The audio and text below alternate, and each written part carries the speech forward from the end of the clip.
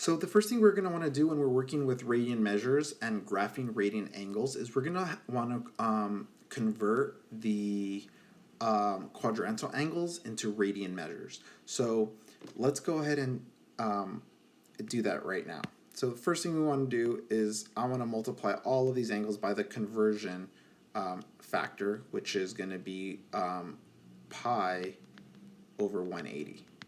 All right, I know that because I know the degrees are going to have to cancel out here and cancel out here. And then I'm going to go ahead and look to cancel or look to simplify the angles. So 90 degrees and 180, well, they can both be divided by 90. So then that's just going to leave me with just pi. Oh, no, I'm sorry. 180 divided by 90 is 2, so pi over 2. Then let's do the same thing with the 180. So I'm going to take the 180. I'm going to multiply that by pi over 180. Well, that's nice. The 180s just cancel out, and I'm just left with pi. For the 270, multiply that by pi over 180. I think they can be divided by 90 degrees since I added 90 to get all of them. So divide by 90. Divide by 90, and then I'm going to get 270 divided by 90 is 3. I still have the pi, and then 180 divided by 90 is 2. And I end up with 3 pi over 2. Then same thing with 360. I'm going to multiply this by pi over 180. Let's divide the 360 by 90.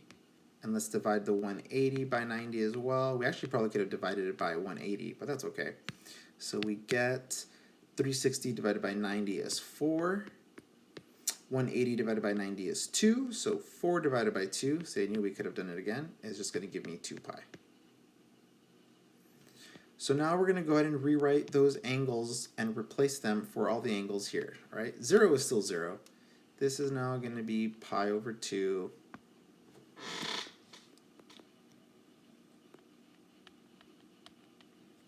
Right, this is now going to be pi. This is now 3 pi over 2, and this is now 2 pi.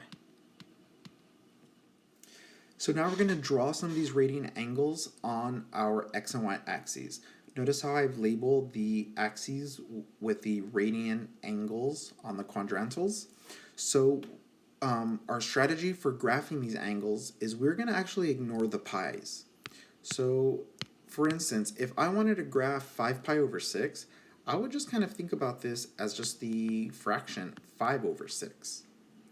And now I'm going to compare that to my quadrants, right? I need to identify what quadrant I'm in. Am I in the first? Am I in the second quadrant? Am I in the third quadrant? Or am I in the fourth quadrant? So I want to say, okay, we know we're going to start here.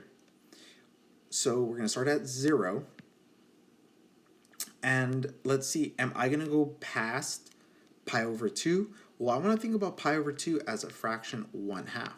So now I'm going to compare. Is 5 over 6, is it greater than or is it less than 1/2? Well, 5 over 6 is more than 1/2. So we're actually going to go a little bit past, we're going to go past 1/2.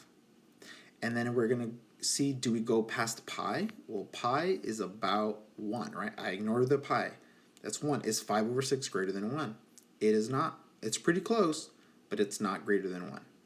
So this is going to be my radian angle measure of 5 pi over 6. It ends up in the second quadrant. Let's look at the second angle. So negative 2 pi over 3. We can treat that as negative 2/3. Right? So if I go to my second guy over here, so this is just like graphing negative 2/3. So first thing is we need to rewrite this, but now with the negatives. So let's go ahead and let's take our different color. So we know this is now going to be negative pi over 2. This is negative pi. Actually, let's just add a negative sign to it. It's negative pi. This is now going to be negative 3 pi over 2. And this is now negative 2 pi. So let's go ahead and compare the fractions. So negative 2/3, is that going to be less than or is that greater than my angle here, which is negative 1/2? Right? Negative 2/3 is going to be more than 1/2. So if my angle starts here at the initial side, I'm going to pass 1/2, and then I'm going to approach the next angle. So I look at pi, and I go, okay, that's like negative 1. Is negative 2/3 more than negative 1? It's not more negative than negative 1. So it's not going to pass the third quadrant. So I know that I'm somewhere in here. So I am again in the third quadrant. So I end up in the third quadrant, and that's negative 2 pi over 3. All right, and my last example is going to be negative pi. This one's nice because this is just like negative 1. So negative pi, that's actually one of the quadrantal angles. So if we start here at 0, we know we're going to end up here at negative pi. So that's my angle. That's negative pi.